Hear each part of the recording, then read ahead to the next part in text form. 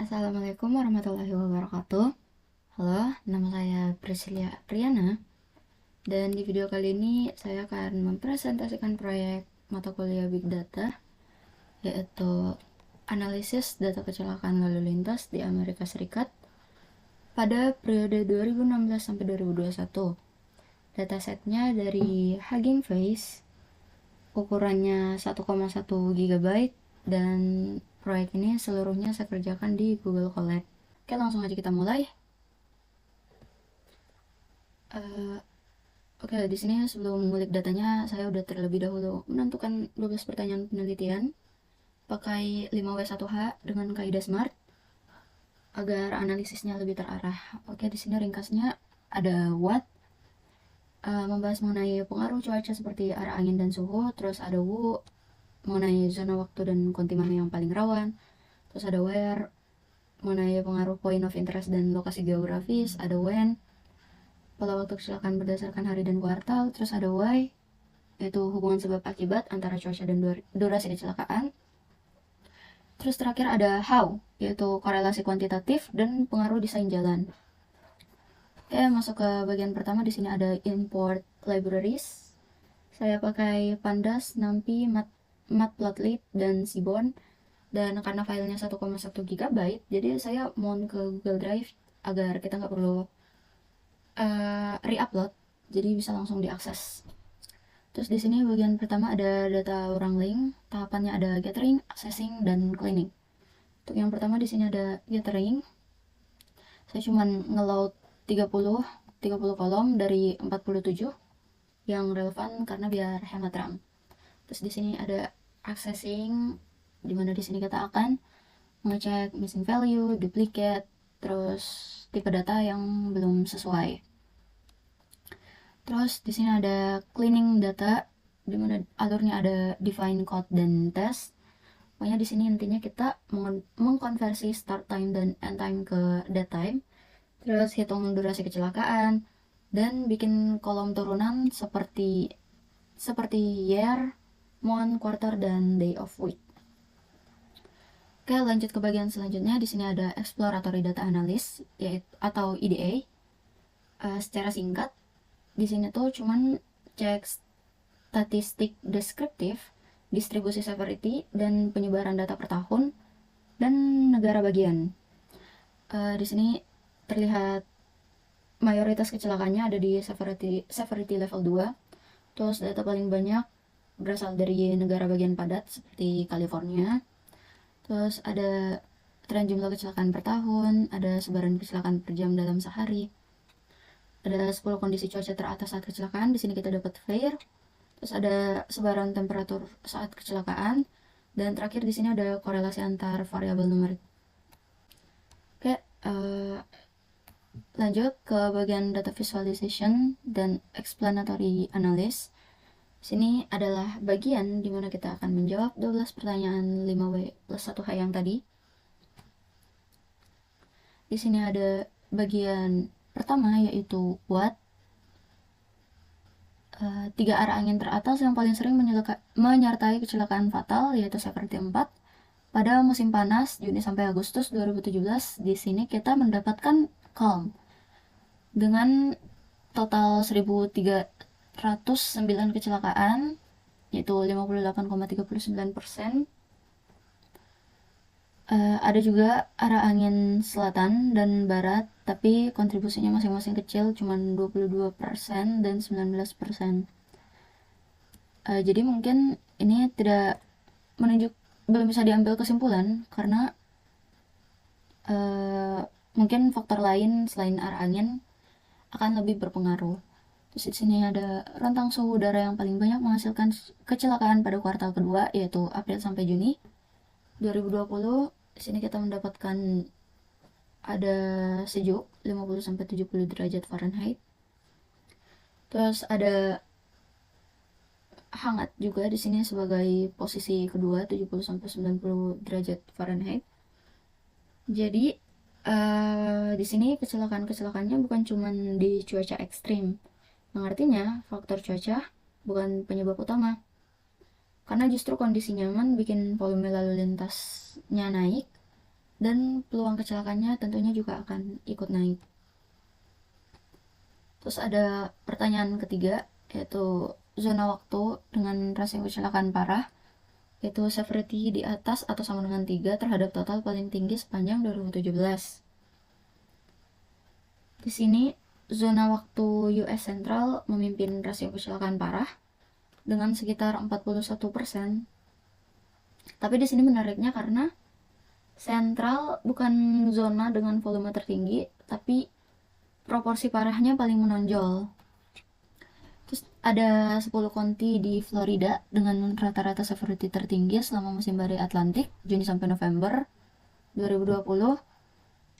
Di sini kita dapat ada Monroe yang paling tinggi, yaitu 2,19.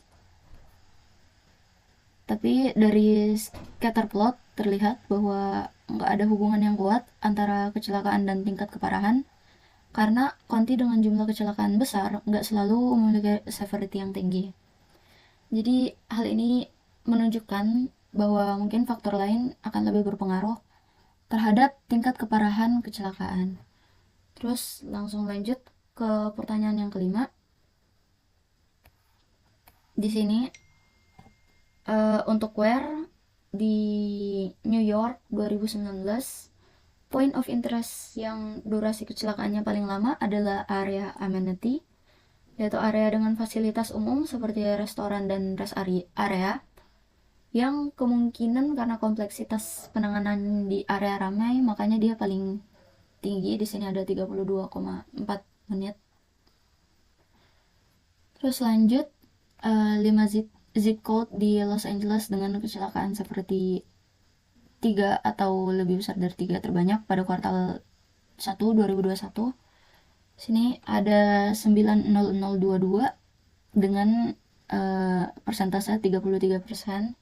Cuman karena ini total kasusnya hanya 6 kejadian, jadi ini menunjukkan bahwa datanya sangat terbatas, jadi belum cukup kuat untuk menarik kesimpulan umum. Jadi kita langsung lanjut aja ke when. Pertanyaan ketujuh, hari dalam seminggu saat kecelakaan fatal seperti 4 yang paling sering terjadi di 5 state terpadat 2020. Di sini dapat dilihat paling sering terjadi tuh di di hari kerja, dengan hari Jumat di sini yang paling tinggi ada 1.300 sekian dengan persentase 17,41%. Terus bisa dilihat di sini pada akhir pekan terjadi penurunan yang cukup signifikan. Jadi dapat ditarik kesimpulan hal ini menunjukkan bahwa kecelakaan fatal lebih sering terjadi saat aktivitas kerja dan mobilitas tinggi. Lanjut ke pertanyaan 8. Kuartal dengan lonjakan kecelakaan disertai presipitasi tinggi paling besar sepanjang 2021. Di sini kita ada di kuartal ketiga, yaitu 0,29%, dengan di sini total hujan hujan derasnya tuh ada 864 dari total 295.000 total kasus. Terus di sini kalau kalian lihat kenapa di sini yang kuartal keempat tuh 0,09, tapi dia posisinya di sini nih lebih tinggi daripada si kuartal 2 dan kuartal 1. Nah, itu tuh karena walaupun dia di sini hitungannya paling akhir karena 0,09, cuman karena total kasusnya tuh di sini ada 491.000, yang mana itu lebih banyak dari rata-rata kuartal 1 sampai 3 yang mana cuma 200-an ribu. Makanya di sini walaupun dia 0,09%, tapi dia tetap posisinya tuh di atas kuartal 1 dan 2. Sini dapat dilihat juga kasusnya ada 451. Jadi emang jelas lebih tinggi ya daripada yang 1 dan 2. Terus lanjut ke pertanyaan 9. Mengapa kecelakaan dengan tekanan udara rendah di musim semi 2019 cenderung lebih panjang? Apakah berkaitan dengan humidity atau wind speed? Oke, di sini kita lihat.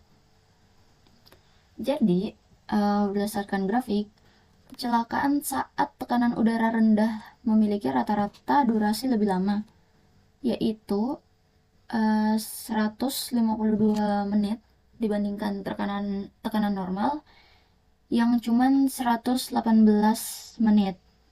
Jadi hal ini menunjukkan bahwa kondisi tekanan rendah cenderung berkaitan dengan penanganan kecelakaan yang lebih lama. Namun, nilai korelasi antara tekanan udara dan durasi itu sangat kecil. Jadi cuma 0,009 yang berarti hubungan langsung keduanya tuh sangat lemah. Jadi mungkin faktor lain seperti kelembapan atau kondisi cuaca akan lebih berpengaruh terhadap durasi kecelakaan. Terus di sini ada pertanyaan ke-10. Why? Mengapa kecelakaan pada periode siang penuh cenderung memiliki proporsi keparahan yang lebih tinggi? Nah, itu tuh sini kita lihat. Nah, di sini. Di siang penuh dapat kita lihat ini sedikit lebih tinggi dibanding yang lain, yaitu 2118. Tapi walaupun begitu dia nggak beda jauh ya, cuman beberapa angka berbedanya. Terus dari distribusi yang paling menonjol tuh mendominasi tuh severity 2. Cuman di sini siang penuh nih memiliki proporsi kecelakaan berat yang sedikit lebih tinggi. Bisa dilihat di sini severity ketiga dan keempatnya tuh dia untuk ketiga ada di 10%, dan yang keempat nih ada di 4%. Di hal ini menunjukkan bahwa kondisi cahaya itu dapat mempengaruhi keparahan, meskipun perbedaannya nggak terlalu signifikan. Dan ini tuh mungkin juga karena siang hari kan itu waktu-waktunya orang bekerja dan mobilitasnya paling tinggi dibandingkan malam dan fajar atau senja. Jadi mungkin itulah kenapa di sini tingkat keparahan kecelakaannya lebih lebih tinggi lah. Terus lanjut ke pertanyaan ke-11. Korelasi Pearson antara humidity dengan rata-rata severity di 10 state terbanyak kecelakaan sepanjang 2020. Di sini berdasarkan grafik, hubungan antara kelembapan dan tingkat keparahan kecelakaan cenderung sangat lemah ya di semua state. Di sini cuman 0 sekian. Dengan di sini ada tanda positif yang menunjukkan bahwa kenaikan kelembapan diikuti peningkatan severity. Terus di sini ada tanda negatif yang menunjukkan hubungan sebaliknya. Jadi tuh tanda positif negatif ini tuh cuman sebagai penanda guys. Kalau positif berarti dia diikuti peningkatan severity. Kalau negatif berarti diikuti penurunan severity. Terus lanjut ke pertanyaan ke-12. Perbandingan rata-rata durasi kecelakaan di giveaway versus runabout versus tanpa keduanya. Di sini dapat dilihat tanpa fitur keduanya tuh durasi kecelakaannya tuh lebih lama. Di sini kita dapat 134 menit, yang mana jauh lebih tinggi dibandingkan dengan lokasi yang terdapat fitur kedua ini. Lokasi di runabout kita cuma dapat 43 menit, sedangkan di giveaway kita cuma dapat 59 menit. Jadi kesimpulannya tuh mungkin kita harus menerapkan fitur-fitur ini di berbagai jalan agar durasi kecelakaan bisa berkurang jauh. Oke, mungkin karena waktunya terbatas kita langsung lanjut aja ke kesimpulan. Untuk kesimpulan secara garis besar, sini saya simpulkan aja. Kecelakaan lalu lintas lebih dipengaruhi oleh volume aktivitas dan kondisi operasional Jadi bukan karena faktor cuaca tunggal. Kondisi yang kita anggap normal, yaitu siang hari, suhu sejuk, hari kerja, itu tuh justru yang paling banyak menghasilkan kecelakaan. Karena mobilitasnya tinggi, faktor cuaca seperti humidity dan arah angin pengaruhnya lemah. Meski kondisi ekstrim seperti tekanan rendah dan hujan deras tetap berkaitan dengan durasi atau lonjakan tertentu. Terus seperti yang aku bilang tadi juga, yang penting tuh infrastruktur jalan seperti runabout terbukti mengurangi dampak kecelakaan. Jadi kombinasi manajemen lalu lintas, desain jalan, dan kesiapan menghadapi cuaca adalah kunci keselamatan.